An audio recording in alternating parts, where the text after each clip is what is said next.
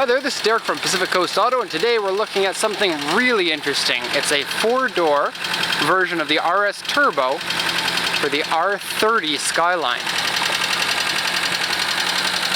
The R30 RS Turbo, or the Tekaman, which is called in Japan, is quickly becoming a car that is really impossible to find.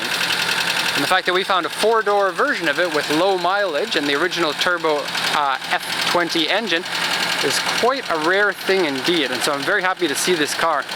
Overall condition of the car is super amazing. The red and black original two-tone with white NK wheels looks really good. It's got a number of modifications to it, but nothing too extreme. So let's take a look at the car, the engine, the exterior, the interior, and compare it to the vehicle's auction sheet. The first thing you'll notice is the engine is making a tickety sound. I believe that comes from some problem in the head. Sounds like a valve is touching. And so when we bought this car, it was mentioned on the auction sheet that there is sounds coming from the engine, and so that was no surprise. The engine won't run unless it's hooked up to a battery because that battery is toast. So what I'm going to do is turn the car off. Before we do that, I'll show you exhaust.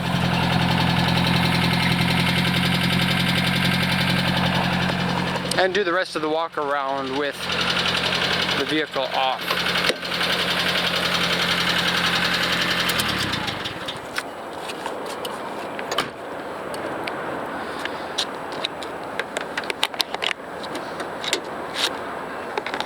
Okay, just give me a sec to move this out of the way.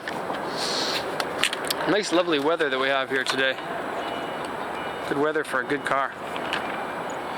Okay, so beside the engine sound coming from the head, it seems like the engine runs fine. It doesn't seem like there's any head gasket failure. There's no coolant mixed in with the oil. There are no oil leaks that I can see other than some oil that was spilled on the top here. Turbo engines are cool, especially old turbo engines like this, and old twin cam engines where your two camshafts are super far apart. This is my first time seeing one of these, and so I'm totally nerding out with this car because my first time actually seeing an F20 engine up close. And so aftermarket air filter here, aftermarket intercooler that is up here, and actually if you look at this piping, it's very of the era piping. Nowadays aluminum piping, but this one is steel piping, and kind of interesting how they route the pipe all the way around so that they can have this tiny intercooler. Nowadays they're usually about twice as big as that. The intakes are long and skinny, very much an 80s thing. The distributor, strangely, isn't exposed somewhere where you can actually see it. It's underneath the intake down there, and so changing plug wires looks like it's a bit of a pain. The coil's over here. I guess typical place for a coil to be, away from the engine. It's got a strut tower bar. I believe it's on lowered suspension. Coilovers weren't around back when this car was popular, and although you can probably get coilovers for this chassis, I'm sure you can, this one looks like it's just on lowering springs.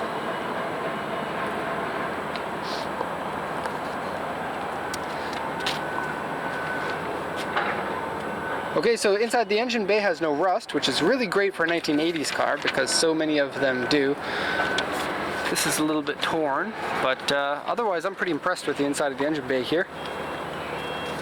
I'm gonna lower the hood.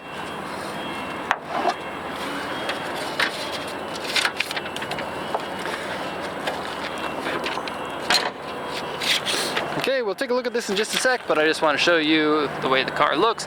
Now the R30s usually had larger headlights than this. These ones are the narrow headlights that came specific to the RS Turbo version.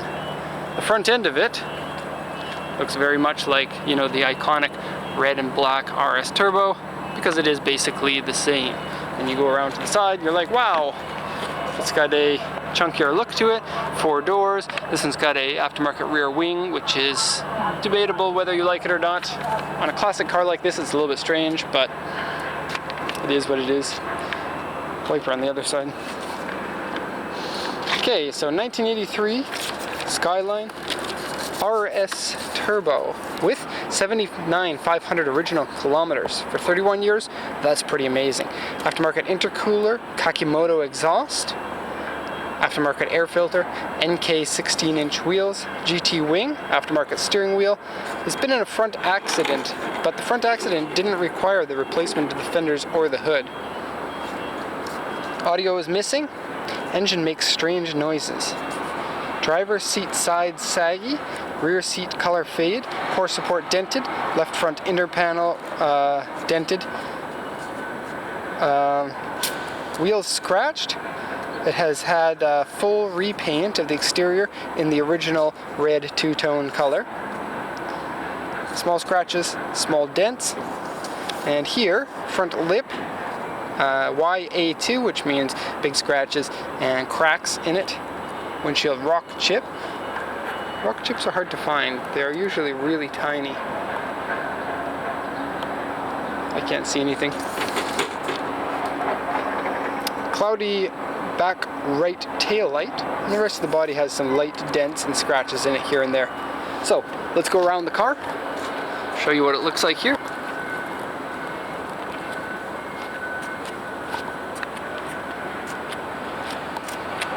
I love the yellow fog lights at the front. Looks very much like Takumi's car. Hard to believe that I was only 2 years old when this car first came out.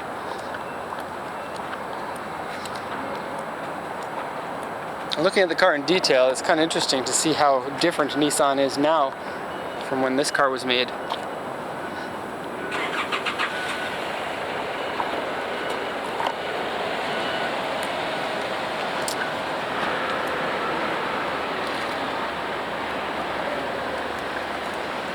So the paint has a couple of marks where the paint looks a little bit funny. That's because there was a bird poo on the car, and it was a Tyrannosaurus bird, and so it pooed everywhere, and I wiped it off, and it doesn't look very good where I wiped it off, so sorry about that.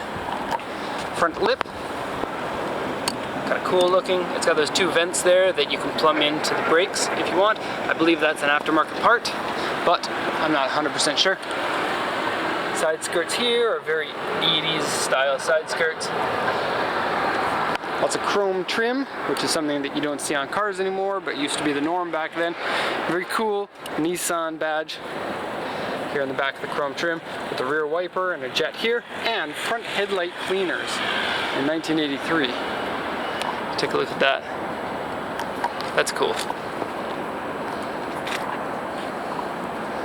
Okay, the rear wing is an adjustable one. It's all made out of metal. Super adjustable. You can adjust the top wing. Actually, that's the same dual wing style as the GTRs.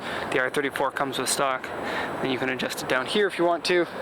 There are no dents in the trunk from where the wing was. Double overhead cam RS. And there's your cloudy tail light. And it's been like that for as long as I've seen the car. So it looks like that water that's in there can't get out. Here's what the tail light regularly looks like. And actually really cool that it's a plastic, clear plastic film with the tail lights underneath it. Or I guess a clear plastic container. It's neat. Big exhaust that isn't actually as big as you think it is because it's just pretend. It's got this on it that makes it look like it's bigger. Got a couple of scratches in the back bumper here and on the other side. Surprisingly, very little rust on this car. The only rust I could find was, I believe, in the front fender over here. And if you look right in here, you've got a little section of rust here and a little bit on the inside here. But if you look at it from the outside, there are no bubbles on the visible areas. And so, easy to treat an area that you don't have to look at, because then you don't have to make sure that it's as beautiful as it is. Kind of neat to see side markers in amber on the front here because, you know, so many cars nowadays just have that included in the headlight.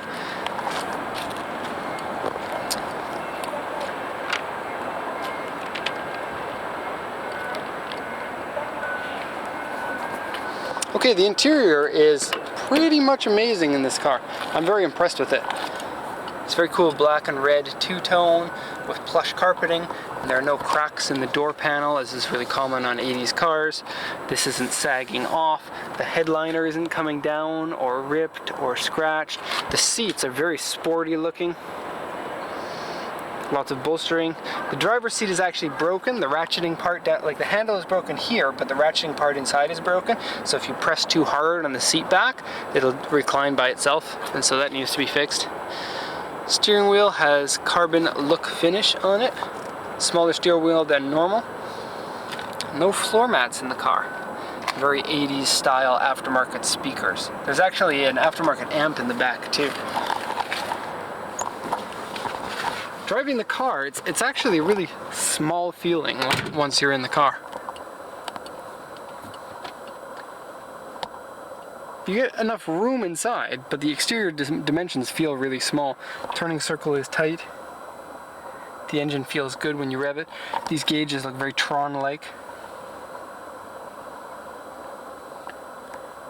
There's some paint coming off of here. It's not too bad. Everything seems to work. The shifter works, the clutch works, steering feels good. All of this is good. Air conditioning works. The knob feels chunky and good when you turn it. These buttons feel good when you press them. And you can put the wind on your face, or your foot, or you're deaf. Missing one of the knobs here. Okay, sure is hot in this car. Whew. Okay, the back seats are like a lazy boy. They are really cushy. And when you sit down in them, you sink down like 10 inches. And so kind of neat. Backs of the seats, those must have been cool, sporty seats back in the day. They even look cool to today's standards. And I'll show you the trunk, which sadly has some water sitting in it. And the spare tire doesn't fit underneath the carpet in this one. So here's the trunk. The trunk's probably the dirtiest part about the car. And then you see here, this is where your spare tire is supposed to go, and you strap it to the side using this strap here. But it's not actually put in there, and there's water sitting inside. So, it doesn't look like it's rusty in there. Okay, so that's going to be it for the walk around here of the RS Turbo R30 Skyline. I hope you liked the walk around. I certainly like looking at cars like this. The rarer the car, the better for me, because, you know, I've seen a lot of different cars, and when we get one that I've never bought before, that's a special time for me. And so, thanks a lot for watching, and have a good day.